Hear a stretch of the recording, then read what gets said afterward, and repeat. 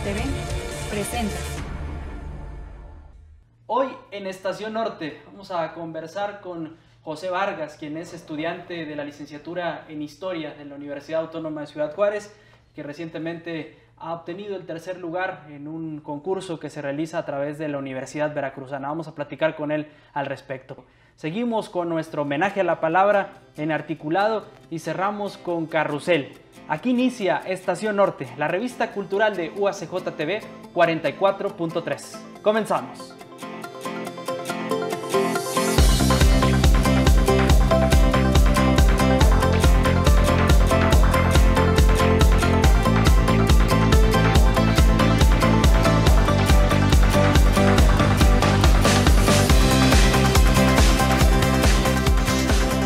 Qué bueno que continúa con nosotros aquí en Estación Norte, la revista cultural de UACJ TV 44.3. Un saludo a quienes nos siguen a través de esta señal universitaria por el 44.3 y también a quienes lo hacen por medio de otras plataformas, particularmente nuestro canal de YouTube en UACJ TV.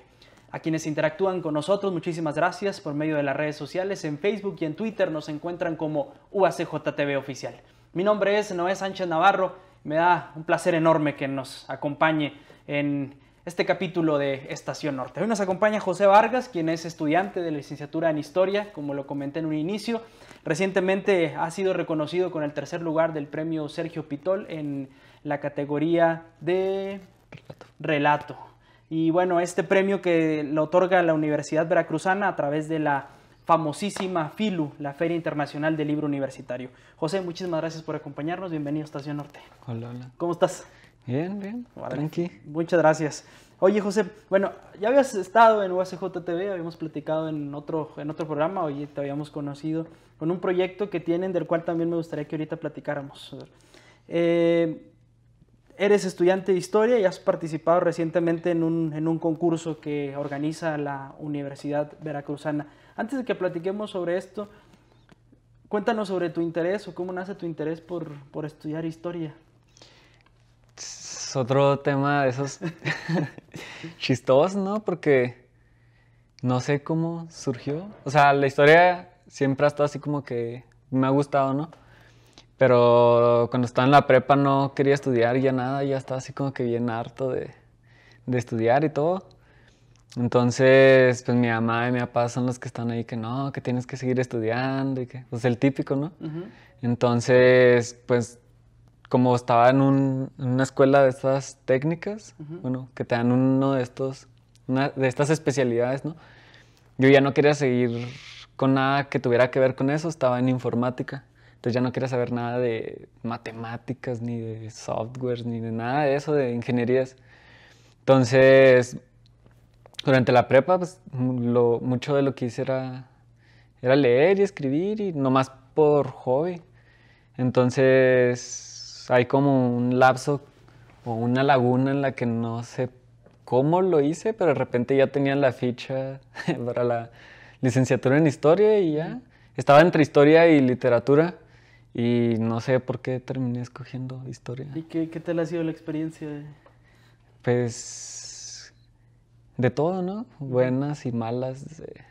Pero yo digo que más que todo buenas, porque me han dado mucha oportunidad de estar viajando a congresos, sobre todo. No he dejado de escribir, tanto investigación como estas cosas de literatura. Y pues por suerte he contado con el apoyo tanto de la coordinación como el departamento, la dirección y rectoría, uh-huh, en cuanto al apoyo para asistir a dichos eventos a presentar ya sea pues una investigación o creación. Uh-huh. ¿Y nunca te condicionaron o te dijeron que pues, de qué vas a vivir si estudias Historia? No hubo ese famosísimo presión de, digo, en una ciudad como la nuestra que se enfoca mucho en las ingenierías, en el trabajo en maquiladora. Siempre estudiar una carrera como esta trae consigo como este juicio del imaginario social, ¿no? Pero que a la vez sí es una realidad. Porque, o sea, mi papá y mi mamá sí se preguntaban así como que, no, pero luego ¿de qué vas a trabajar? Y yo, pues no, algo va a salir, ¿no? Uh-huh. Entonces, pues ya ellos con que estudiara, ya con eso lo hacían. Y pues yo también me estaba preguntando así como que, pues, ¿qué voy a hacer después? Y esto y lo otro, pero como que tampoco pienso tanto en eso ahorita, porque todavía pienso seguir estudiando. Me gustó, aunque no quería estudiar ya cuando estaba en la prepa. Ya estando aquí cambia totalmente, entonces conoces personas que hacen cosas chidas y cosas así.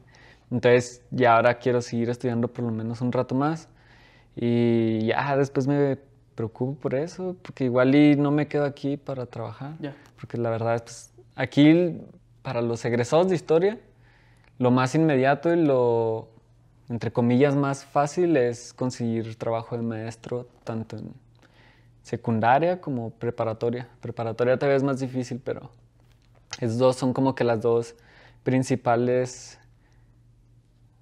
metas de trabajo, si se le puede decir así. Entonces, pues eso.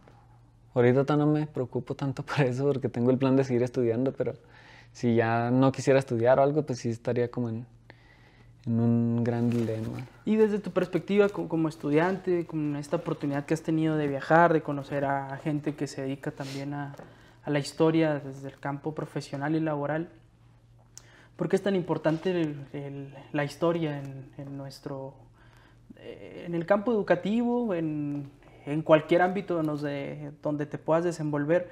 ¿Por qué es importante la historia? Digo, vivimos ahorita un momento muy importante en cuestiones políticas, sociales, que en muchos aspectos uno tiene que asomarse a la historia como para entender lo que sucede hoy en día, ¿no?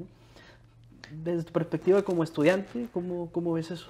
Pues yo creo que eso es lo que más te brinda la historia, el contexto de lo que sucede, porque luego uno anda pues en el internet, en la tele o escucha con los amigos en la radio, etcétera, y lo que siempre pues se mencionan cosas, ¿no? Que Trump tal cosa o que en Medio Oriente pasa otra cosa, pero cuando no tienes, digamos, un contexto histórico real de las cosas, pues lo escuchas y dices, ah, pues sí, y lo sientes lejano, ¿no? Dices, ah, pues está pasando esto allá, pues a mí qué. Pero luego la historia es la que te brinda como que estas relaciones, tanto con esas cosas que uno piensa lejanas, aunque sean del presente, pues te relaciona con ellas, ¿no? De alguna u otra forma siempre, pues a todos nos afecta todo en el mundo, es algo que se le conoce como la multiplicidad de los hechos. O sea, nada sucede en un solo lugar, ni en un solo momento, sino que todo está relacionado siempre con todo lo demás. Entonces yo creo que es lo más importante que te brinda la historia, la contextualidad de los hechos y pues que te hace tomar sobre todo esta conciencia, ¿no? De que para mí principalmente hay que hacer algo desde cualquier perspectiva, desde cualquier lugar. Sí. Sí, coincido con eso, en que todos deberíamos de conocer el contexto donde nos envolvemos. Muchos desconocen la historia de nuestro país y por eso creo que hay como ruido, hay algo que se rompe en ese aspecto. Y luego se dicen muchas tonterías también. ¿Cómo cuáles? O sea, bueno, yo desde que, cuando entran allá en historia, los de primer semestre siempre andan como con esa idea de que no, somos mexicas o somos descendientes de los aztecas. Y eso es como que un sentimiento chilango muy particular, y dice uno, güey. O sea, eso era la Ciudad de México, o sea, tú eras otra cosa si es que eras algo, ¿no? Entonces eso es como una particularidad, ¿no? Un sentimiento de, bueno, así lo siento yo, así lo llamo, como un sentimiento de nacionalidad falso, no relacionado con tu realidad, que es otra a lo que se plantea desde un centralismo, pues. ¿A la realidad como fronteriza? ¿Eso te refieres? Pues fronteriza, norteña. Ya, ajá, Es ya. otra realidad distinta, sí. Casi de otro país, ¿no? Casi, sí. Oye, ya iba a brincar a la pregunta del premio, pero ¿qué te apasiona? ¿Qué es lo que más te apasiona a ti de la historia? Pues, pues que me gusta todo, o sea, si te refieres como a un momento o algo, pues que a todo le encuentro algo interesante. Te digo que la contextualidad que te brinda un momento histórico,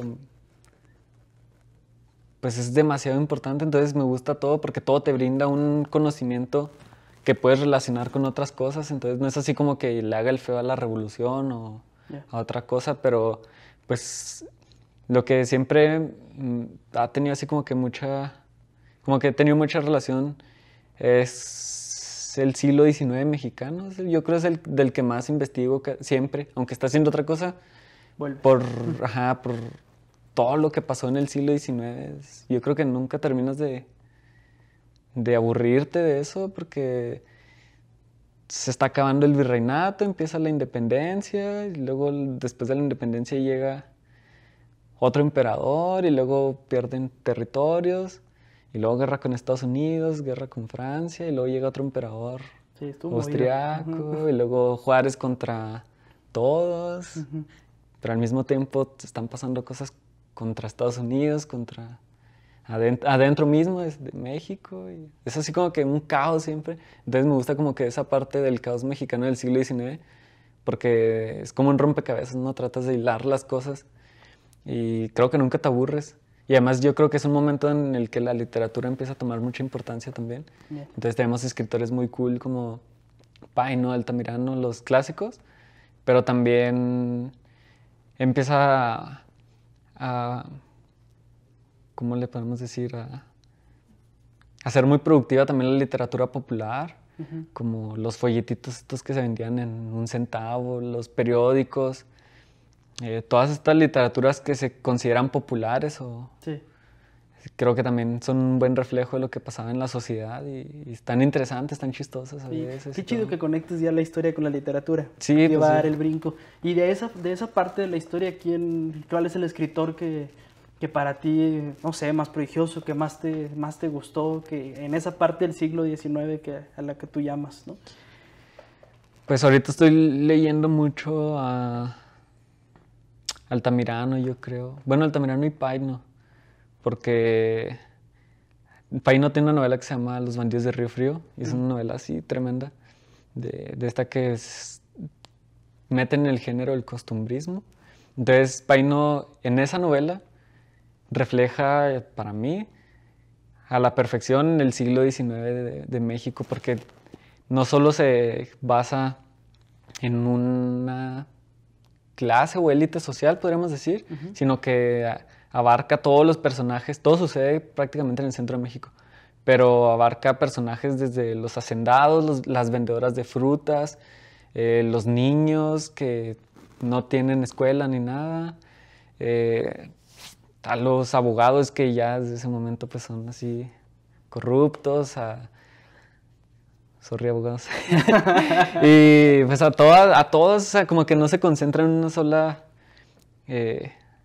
una sola élite o clase social, sino que abarca muchas perspectivas del México y los conecta, ¿no? O sea, conecta a los personajes como la vendedora de frutas con no sé, el carpintero, y luego suceden un montón de cosas y no tiene tampoco censura en decir pues lo mal que está México en esa época y pues todos los sucesos que pasan, ¿no? Los asesinatos y todo, como si nada. Quizá Entonces, muy yo creo- relacionado con esta parte del rompecabezas que decías, Ajá, ¿no? sí, yo creo por eso, porque son muchas partes y muchos no le entran a la novela o le entran y no la acaban, porque sí está muy larga y lo que tienes que entra en muchos detalles descriptivos. Te describe cómo son las calles en ese momento, de qué color están pintadas algunas casas, etcétera. O sea, es muy descriptivo, pero creo que eso es parte de la ventaja que tiene para lectores de nuestro siglo, el entender más o menos como ese siglo XIX, que no te puede narrar un documento histórico como, no sé, uno de estos archivos de Cabildo o algo así. Y que provoca en gran medida el auge o el inicio de la literatura del siglo XX, ¿no? Sí, Que ya empezaba a asomarse, pero que en este quizá contexto creo que retoma muchas cosas, muchos otros elementos.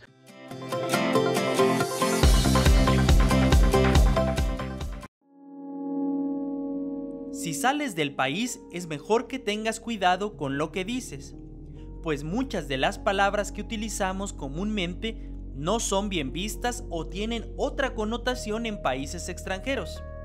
¿Quieres saber cuáles son? Pico. Es muy común decir tiene 30 y pico de años. Si tienes ganas de ir a Chile, debes tener cuidado con usar esta palabra. porque para nuestros hermanos chilenos la palabra pico también significa pene. Zapato. Lo que para nosotros es solo un calzado, en otros lugares tiene significados distintos. Si estás en tierras colombianas, ellos entienden zapato como una persona de escasos atributos físicos, mientras que en Argentina es un adjetivo que se usa para decir que alguien es tonto. Rata. En México, cuando queremos hablar de un ladrón, decimos que es una rata o que es bien rata. Pero en Panamá se utiliza para designar a las personas que brillan por su inteligencia.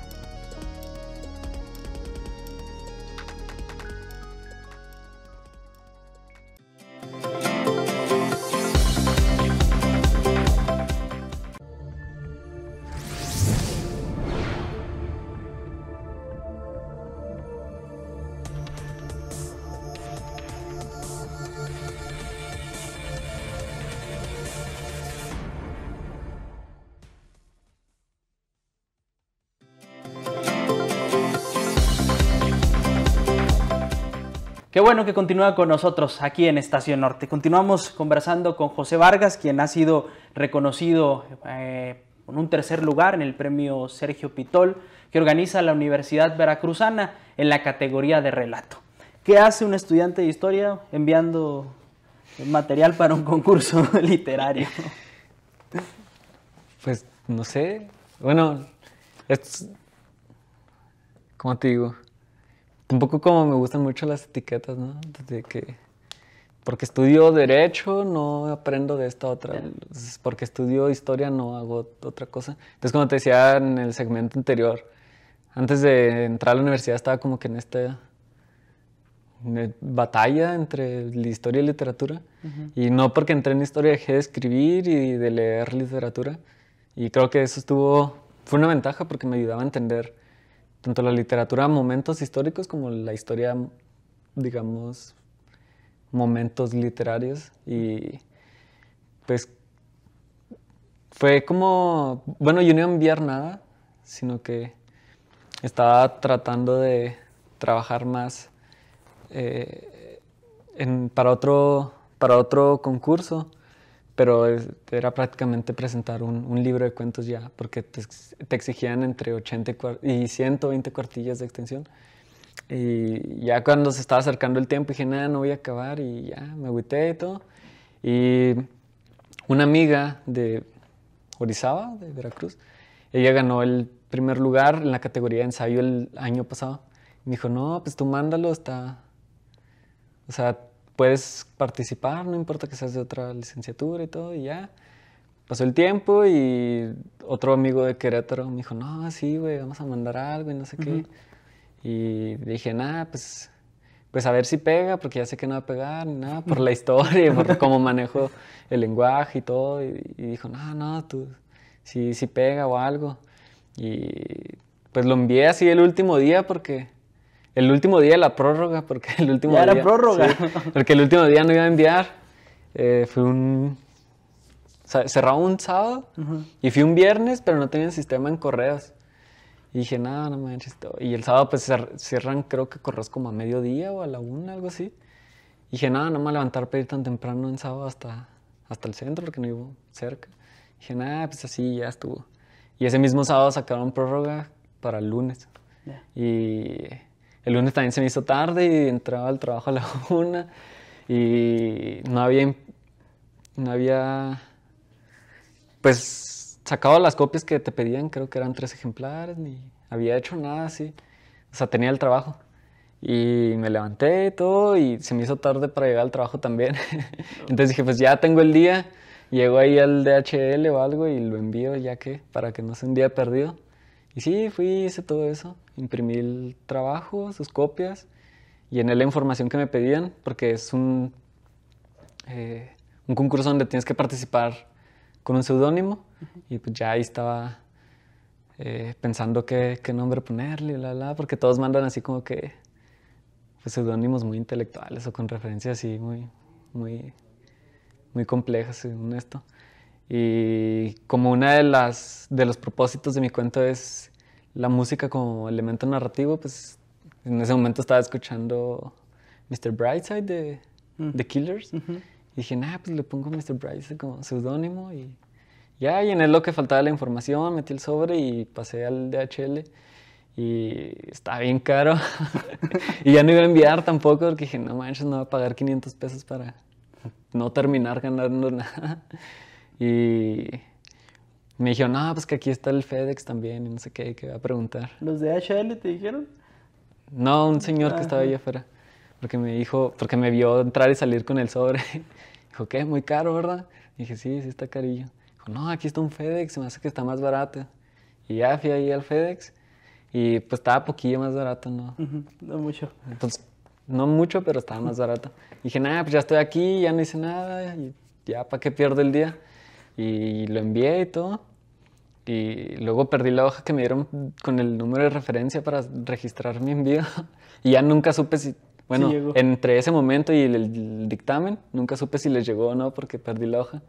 Y dije, nada, pues igual y ya ni les llegó ni nada. Y hasta que me marcaron una semana antes y me dijeron, no, pues que sí ganaste el tercer lugar y que esto.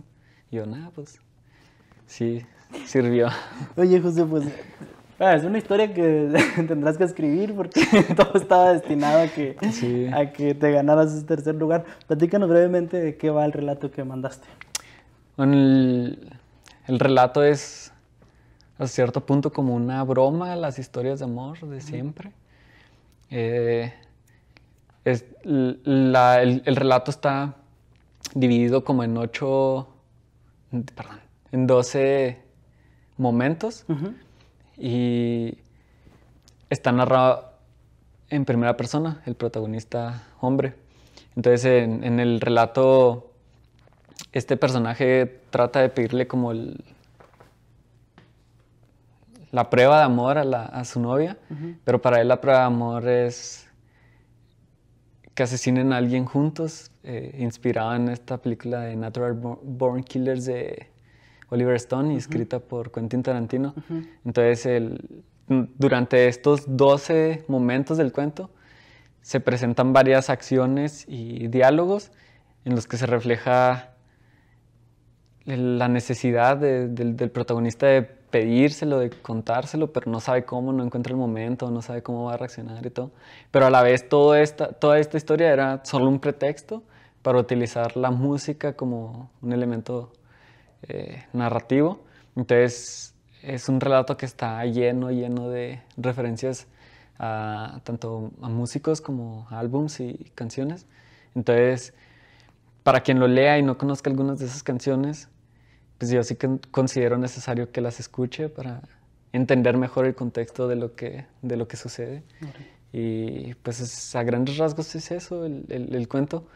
Y algo que también es muy característico de él es la influencia de la televisión, sobre todo en la estructura, porque es un relato que se entiende por las acciones y los diálogos, no tanto en, digamos, como reflexiones o descripciones de las cosas, sino que están pasando cosas y se están diciendo cosas y nada más. Entiendes como la filosofía o la psicología del protagonista, de los personajes, por lo que está sucediendo, y creo que eso es algo muy de televisión. Sí. Ajá. Es que con esa secuencia de la música, como Sí. en la tele incluso, ¿no? Sí. Así, como de una serie. Y que esté como en episodios. Ya, Ajá. ya. Órale, qué padre. Y finalmente, ¿cómo leer ese texto? ¿Está colgado en algún lugar? ¿Tienes algún blog, alguna página donde se pueda leer? Pues ahorita no lo he cargado en ninguna parte. Súbelo. Porque, pues sí, es que me dijeron los de la UV que tenía que esperar a que se publicara en La Palabra y el Hombre, Ajá. que es una de las revistas de la editorial de la Cierto. Universidad Veracruzana. Ajá. Que es parte como del premio, ¿no? Que se ha publicado en esa revista. Sí, que está en esta revistita.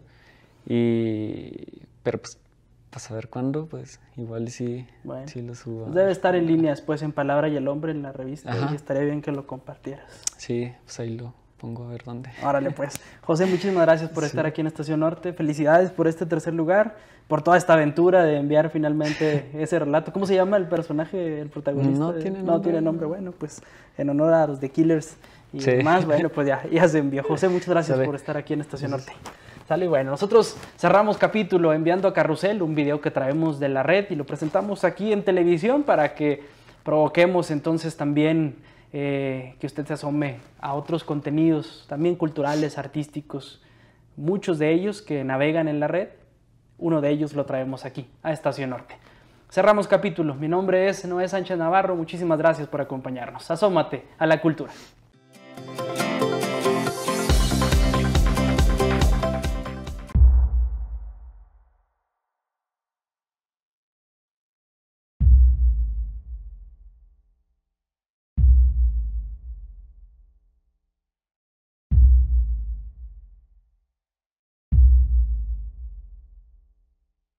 Estos datos nos parecieron fuertes, impactantes y queríamos cambiar un poco esa estadística y moverla de una manera creativa. Se nos ocurrió que tal vez la forma de hacerlo era primero llegar a la gente a través de los personajes y no del libro que de pronto puede estar estigmatizado como una cosa terrorífica. Nos pareció que la mejor forma de lograr esto era a través de la aplicación móvil de citas más popular, donde lograr un flechazo y un encuentro romántico toma apenas unos segundos. Pensamos entonces, ¿qué pasa si juntamos una persona con un libro de esta misma manera? Lo primero que hicimos entonces fue buscar una librería o un editorial que nos abriera las puertas y que estuviera dispuesta a arriesgarse y hacer como esta idea que al principio parecía una locura. En el Fondo de Cultura Económica hacemos esfuerzos por fomentar la lectura todo el tiempo. Queremos llegar a públicos que normalmente no tenemos cautivos. Esto fue un proyecto atípico que no esperábamos, que por suerte pudimos adaptarnos, era muy novedoso. La selección de los personajes de los libros la hicimos en conjunto y hablamos un poco de los perfiles de los personajes que creíamos que podrían adaptarse mejor a esta dinámica. Básicamente la idea era seleccionar personajes que si los conocieras en la vida real no pudieras más que decir me gusta. Dentro de una gran selección de libros nos quedamos al final con 5 personajes. Demetrio Macías, de Los de Abajo, Leticia Barba, de Los Talleres de la Vida, Teodulo Batanes, de Antología Policíaca, Inmaculada, del libro Inmaculada o Los Placeres de la Inocencia, y Carlota, de Noticias del Imperio.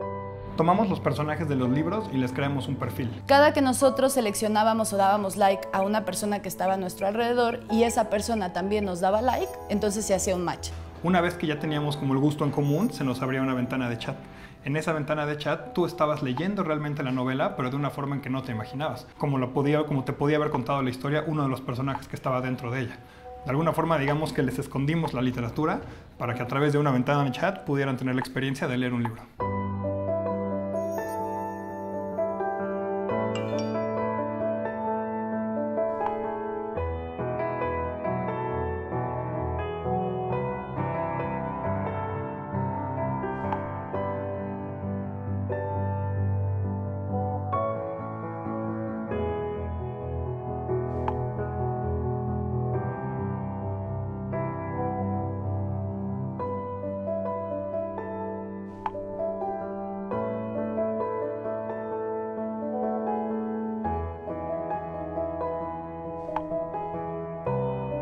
Y una vez que la persona rebasaba los 5 minutos, que es el promedio diario de lectura de un mexicano, les develábamos todo el proyecto.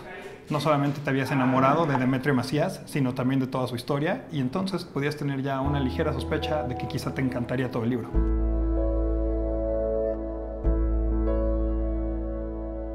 La verdad es que durante los chats todos la pasamos muy bien, la gente nos respondía increíble, y entonces se nos ocurrió llevar esto de la cita al siguiente nivel.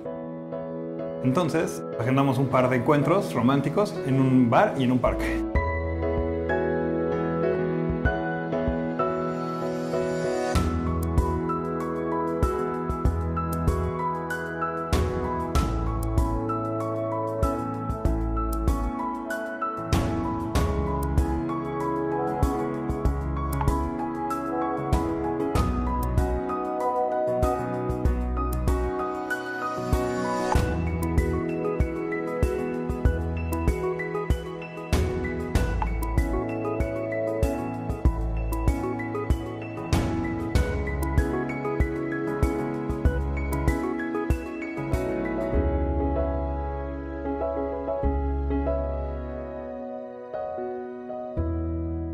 La gente, la verdad es que respondió muy bien. De pronto como que se sacaban de onda, pero ya que les explicábamos que esto era para fomentar la lectura, para que se enamoraran de ella, creo que funcionó bastante bien y la gente en su mayoría estuvo muy agradecida. Con este proyecto pretendemos decirle a la gente que lee mucho, que ya está leyendo, que no hay que tenerle miedo a la literatura. La lectura es para todos y no hay edad para eso. Creo que el gran mensaje es que los editores tenemos que estar en una disposición a adaptarnos y a probar, a experimentar con este tipo de lenguajes, este tipo de guiños, de seducciones. Creo que ese es el gran hallazgo o esta gran propuesta de la acción que hicimos conjuntamente.